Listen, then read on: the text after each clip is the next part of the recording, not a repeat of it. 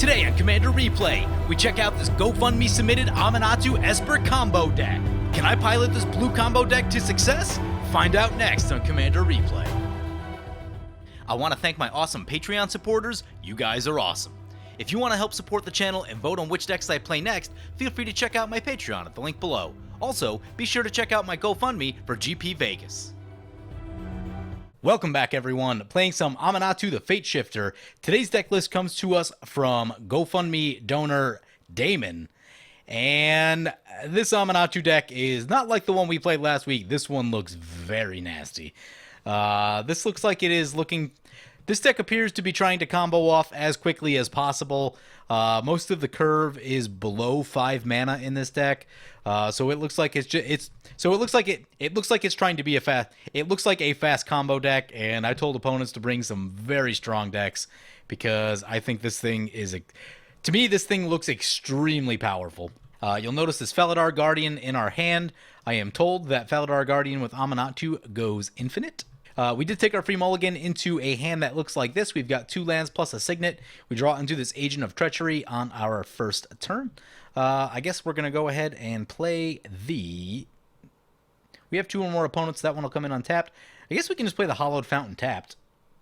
I don't have anything to do with 1 mana right here. Renegade map coming in for our opponent. So for those that don't remember, Aminatou is Esper for a 3 loyalty planeswalker. The +1, draw a card, then put a card from your hand on top of your library. The -1, exile another target permanent you own, then return it to the battlefield under your control. And the -6, choose left or right. Each player gains control of all non-land permanents other than Aminatou in the chosen direction, and it can be your commander. There's a Peregrine Drake. That is another combo piece. Wouldn't have minded a land right there, but what can you do? Brings back to our turn. Opponent does lay down this Grim Monolith during their turn, by the way. So they'll have some mana ramp to work with.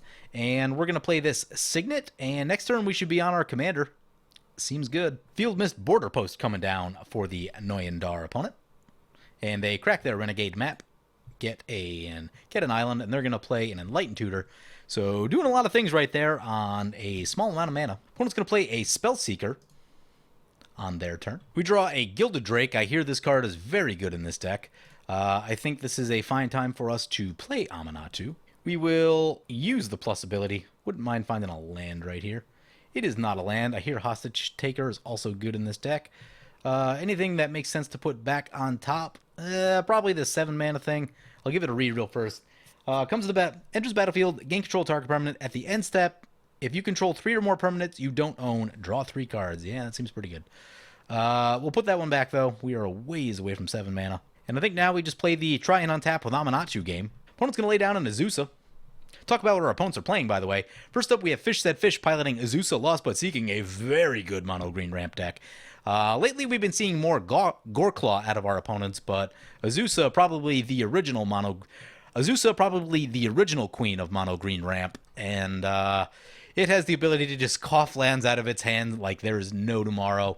And with with somewhat more recent cards like Rishkar's Expertise, one that's been around, and the other green, and with cards like Rishkar's Expertise, Soul's Majesty, and Garrick, this deck can draw tons of cards and just play tons of lands.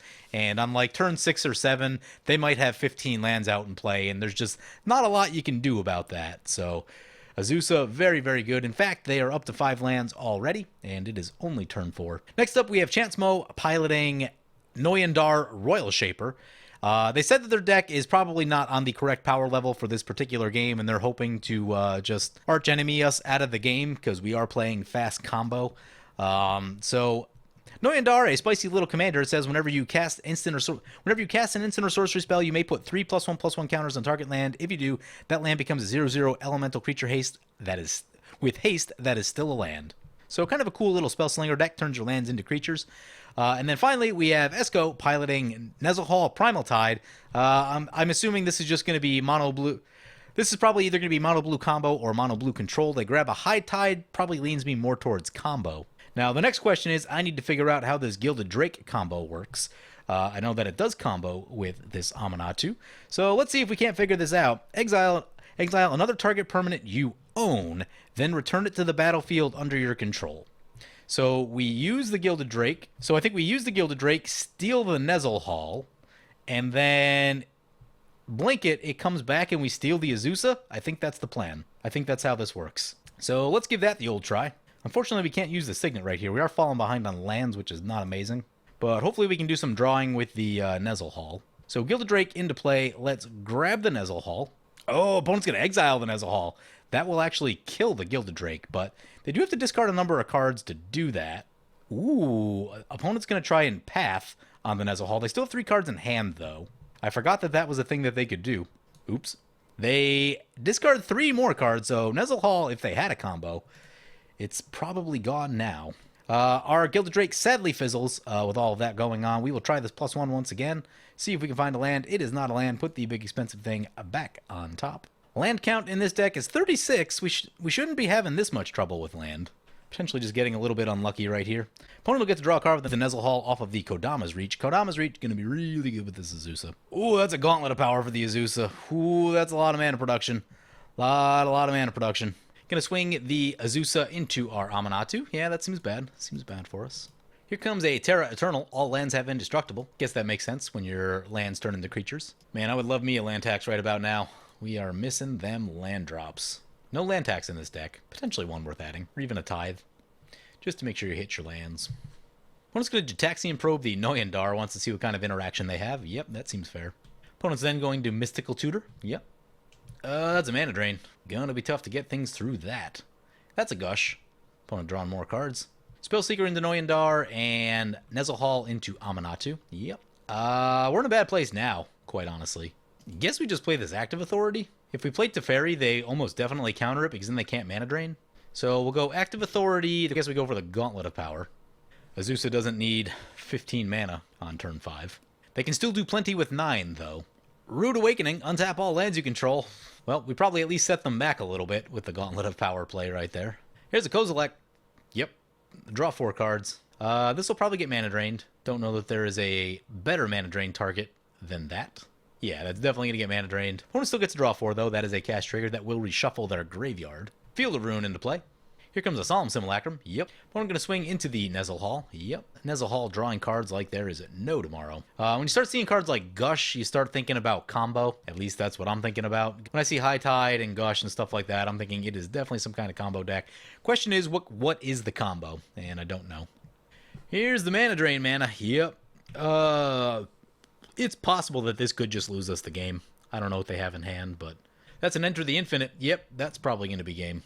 Here's a mana crypt for opponent. Here's a Soul Ring. Guess it depends if Noyan Dar has any interaction right here, but I assume that they have some free counters. Here comes a Chrome Mox. Yep. Is Nezahal a May? No. Nezahal is a draw. So if Lab Mana's on the stack... Oh no, they didn't respond! Well, I think we know what comes next. Either they cycle a card or do like literal anything. Yep, there's a top. So down we go in game 1. We got land stuck. That was a real big problem for us. Also, I used the Gilded Drake incorrectly. Forgot that Nezahal can exile itself. Forgot about that whole bit of thing. Which means it was probably more correct to do something else right there. But we'll give this deck another shot and see how things go. Hopefully I can pilot just a little bit better and not get land stuck. Alright, so this is actually a little highlight from Game 2. Game 2 ended up crashing, which was a little bit disappointing. It was a longer game, and things were just starting to get interesting. I'll give you the basic rundown of the situation. The situation was, we had been missing land drops for a while, and we just needed to find a 7th land to hit Cyclonic Rift, and after that, we would have been able to use our Chaomancer to get Cyclonic Rift back, and kind of go into the Cyclonic Rift loop. In the meantime, I had been using Devastation Tide, but if we could have gotten that effect just a little bit more one-sided with that extra mana, I think we would have been in a really good spot.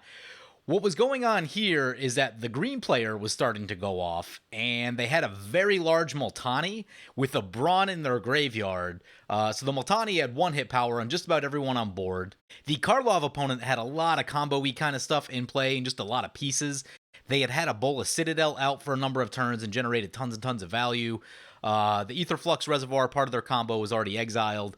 You'll see the Voraclex coming down and actually floated the mana and used the two mana mode on Cyclonic Rift to get rid of it. And, you know, if we drew a land off the top, it was going to be a really, really interesting game. And finally, the green opponent did decide to send the Multani into the Karlov, so Karlov in all likelihood was about to die, since the Multani does have Shroud and Trample and a whole lot of damage attached to it. So Yeah, it was going to be a really interesting situation. We were definitely behind a bit, but we had tools to get out of it. It's going to be really interesting to see whether we caught that 7th land or not. If we didn't, then we'd have to be back on the Devastation Tide plan again and just kind of keep looping Devastation Tide and Archaeomancer. But yeah, it was going to be a really interesting game, but I was really disappointed that we didn't get to see the end of it, so I just thought I would throw this little highlight in right here. And with that, be sure to check out Game 3. Feel free to comment, like, or subscribe. Thank you for watching.